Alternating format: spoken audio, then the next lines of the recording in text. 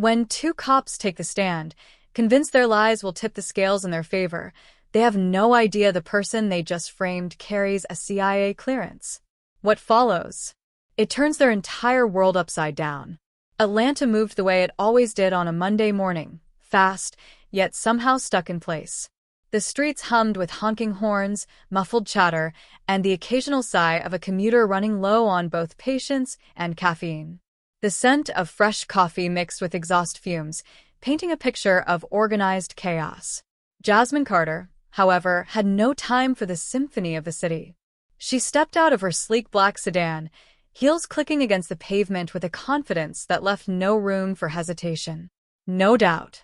No second-guessing. A woman on a mission.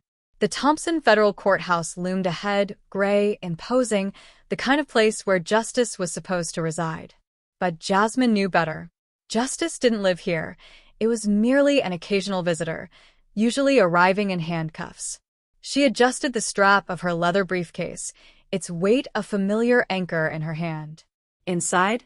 Documents that could tip the balance of a federal case. Information that people in expensive suits would do anything to keep buried. In her other hand, just a simple folder, but the contents? Worth more than the lives of the men about to test her patience. She was 5 steps from the courthouse entrance when it happened. "Hey, hands up." Jasmine froze. The voice behind her was sharp, authoritative, the kind that came with a badge and an unshakable belief that it never needed to explain itself. She turned slowly, pulse steady, expression unreadable. 2 white officers, hands hovering near their holsters. Sergeant Rick Daly and Officer Connor Brooks. She didn't need a name tag to recognize their type. Different faces, same playbook. Daly stepped forward, jaw clenched, chest puffed just enough to make sure she saw the badge pinned to it, like it meant something. "Ma'am." Put the bag down and step back. The words were calm, but his stance? Anything but. Jasmine tilted her head slightly, the faintest flicker of amusement in her dark eyes. Oh, this was about to get interesting. "Excuse me? What seems to be the problems?" Brooks was already scanning her, eyes darting to her briefcase like he expected it to explode. A black woman. In a suit. Holding a folder. Apparently, that was now a national security threat. "You match the description of a suspect involved in fraudulent government activity," Brooks stated. Jasmine let the words hang in the air for a second, just long enough to acknowledge how ridiculous they were. Then a slow, humorless chuckle escaped her lips. "Let me guess. Black woman. Nice suit. Carrying important-looking papers. Yeah, I hear that's real dangerous these days." Daly's jaw tightened. "Just cooperate, ma'am." Ah. There it was. That tone. Not a request. A demand. Jasmine's eyes flickered toward the courthouse doors. She was minutes away from leading a hearing, and instead, she was out here, being treated like a criminal for existing in the wrong skin. "I don't have time for this," she said evenly. "I work here." Daly didn't blink. Didn't ask a follow-up question. Didn't care. Because when black people explain themselves to cops, it never actually mattered. His hand went for the cuffs. "You resist?" "It's obstruction," Brooks added, smug. Jasmine's lips parted in something that was almost a smile. "Obstruction? That's cute. And what exactly am I obstructing?" "The fresh air." Daly's patience snapped. The cuffs were out. Jasmine didn't flinch. Didn't resist. She simply raised her hands and let it happen. Because she wasn't just playing their game, she was about to flip the entire board. Jasmine Carter had seen bad cops before. She had seen them lie, manipulate, abuse their power like it was their birthright. She had studied them, exposed them, dismantled them, brick by brick. But this time was different. Now, she sat in a dimly lit holding cell, her back straight, hands neatly folded in her lap. Not slouched. Not defeated. If you didn't know better, you'd think she was in a boardroom, not behind bars. The walls reeked of sweat, cheap, bleach, and injustice, a scent all too familiar in precincts like this. But Jasmine? She wasn't just waiting. She was listening. Right outside the cell, Sergeant Daly and Officer Brooks spoke in hushed voices, convinced she couldn't hear them. She had the documents on her. Brooks muttered, his tone low, but not low enough. Amateur.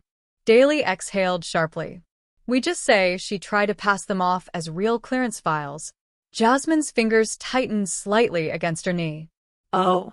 So that was the play. They weren't just arresting her. They were framing her. The charge? Forgery and impersonating a federal officer. The irony almost made her laugh. She closed her eyes, letting the weight of the moment settle. Not out of fear, not out of anger, just exhaustion. Exhaustion from the same recycled script, the same tired lies. And mostly, from men like Daly who still thought they could get away with it. She's a nobody. Judge will believe us. They always do. Nobody. A slow breath in through her nose. They had no idea who they were dealing with. So she let them talk. Let them dig their own graves, word by word, assumption by assumption. Every bit of it, evidence. Then, boom. The door to the holding area burst open like a thunderclap before a storm. Enter Marcus Bell. Tall. Broad-shouldered. A suit sharp enough to cut glass.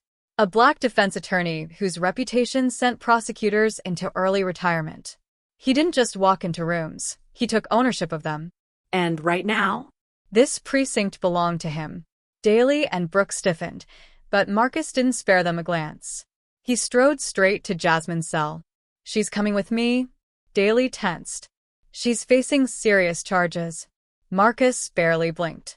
Instead, he pulled a thick file from his briefcase, sliding it across the desk with a kind of confidence that said he already knew he'd won. Daly frowned but picked it up.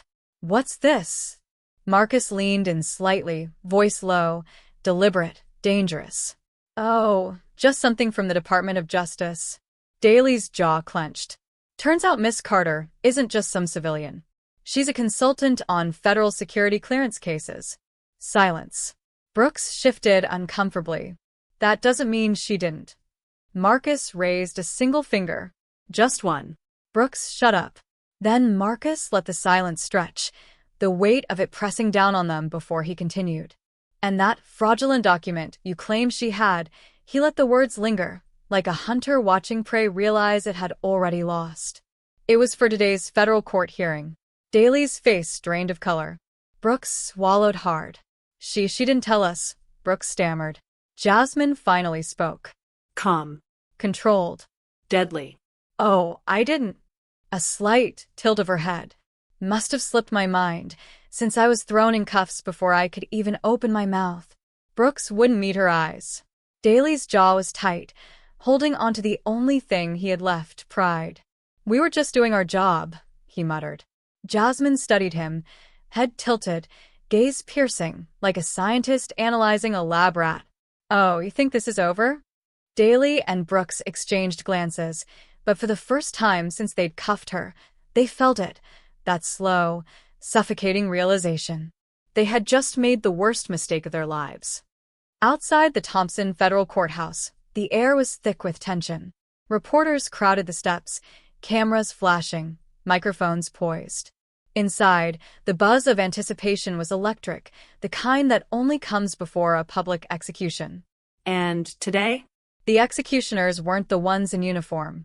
Daly and Brooks sat rigid in the defendant's seats, their backs straight, their faces frozen in forced neutrality. But anyone watching closely, anyone paying attention, could see it. The panic. Brooks' hands twitched against his lap. Daly's jaw was clenched, so tight it looked like his teeth might snap. They had spent their careers walking into courtrooms as the accusers, never the accused. But today? Today, they weren't the ones holding the power. Then the door swung open. The shift in the room was instant. Heads turned. Whispers started. Even Judge Harris glanced up. Jasmine Carter walked in. No cuffs. No panic. No fear. Her stride was measured. Her expression? Cool. Calculated. A calm that wasn't forced, it was earned. She didn't rush. She didn't have to. The room adjusted to her. Daly swallowed hard. Brooks' grip tightened on the table.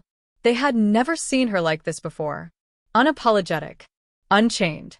She moved past the spectators, heels tapping against the marble floor in a slow, deliberate rhythm, like a drumbeat counting down to their downfall. And the best part? They knew it.